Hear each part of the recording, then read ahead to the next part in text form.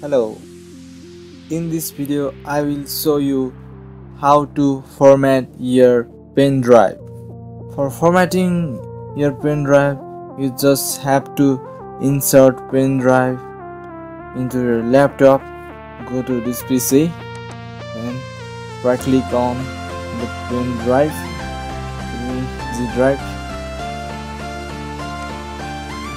and click on format. Now here I'm going to start formatting. Click on start. Now it will show the warning, formatting will erase all the data on the stick. To format the disk, click OK. It takes few seconds to complete the format process. Now the format is completed. Thank you for watching my video. Don't forget to subscribe.